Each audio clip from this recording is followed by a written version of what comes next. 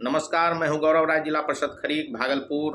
आज भारत के संविधान निर्माता बाबा साहब डॉक्टर भीमराव अंबेडकर जी की जयंती है।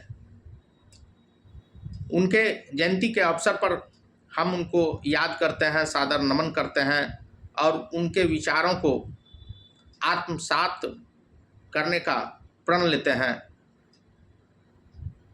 बाबा साहब ऐसे व्यक्ति थे जिन्होंने अपना संपूर्ण जीवन सामाजिक एकता, गरीबी उन्मूलन,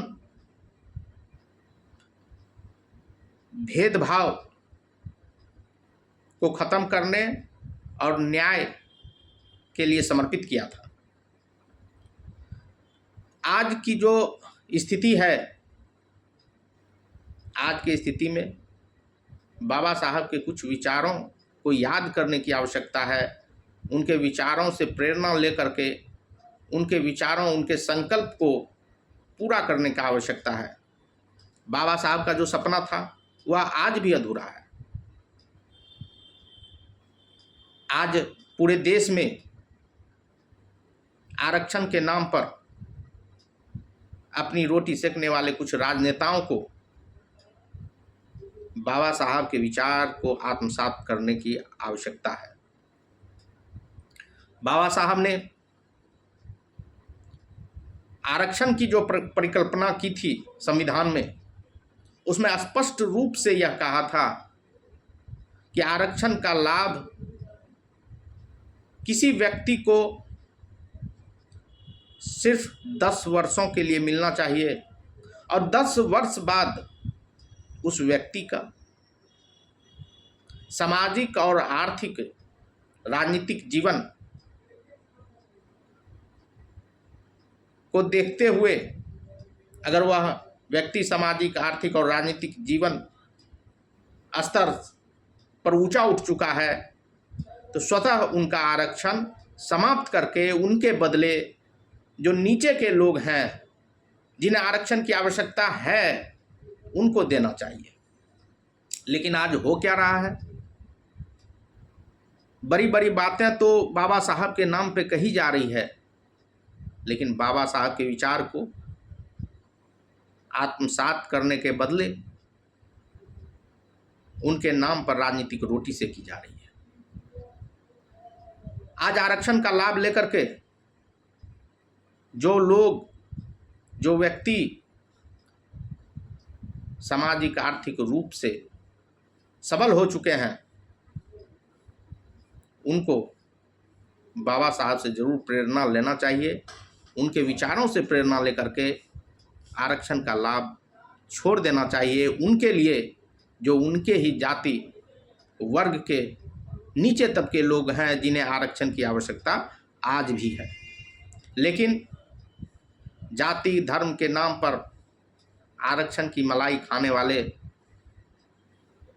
मुट्ठी भर लोग नहीं चाहते हैं कि जो गरीब हैं, जो दबे कुचले हैं, पिछड़े हैं, आज भी जिन्हें आरक्षण की आवश्यकता है, उनके लिए अपना आरक्षण का लाभ छोड़ दें। बाबा साहब ने कहा था कि आरक्षण किसी धार्मिक, किसी जाति विशेष के नाम पे ना होकर के आरक्षण गरीब, दबे कुचले, समाज के नीचे पायदान पर जो जीवन जी रहे हैं, उनके लिए है। या यूं कहें कि आरक्षण का लाभ जातिगत ना होकर के आर्थिक रूप से लोगों, आर्थिक रूप से पिछड़े लोगों को मिलना चाहिए। मैं तमाम उन राजनेताओं से कहना चाहता हूं कि बाबा साहब के नाम पे तो आप राजनीति करते हैं, बाबा साहब को याद तो करते हैं, लेकिन बाबा साहब के विचार को आत्मसात आप नहीं करते हैं। आप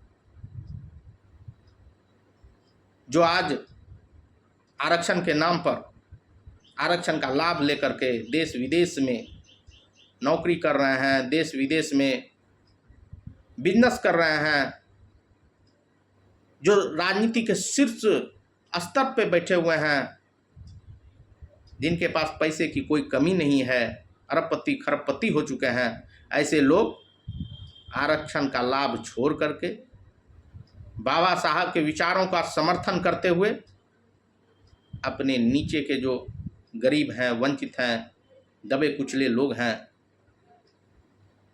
उनको आरक्षण का लाभ दिलाने की बात करनी चाहिए। हम तमाम युवा भाइयों से भी आग्रह करते हैं कि बाबा साहब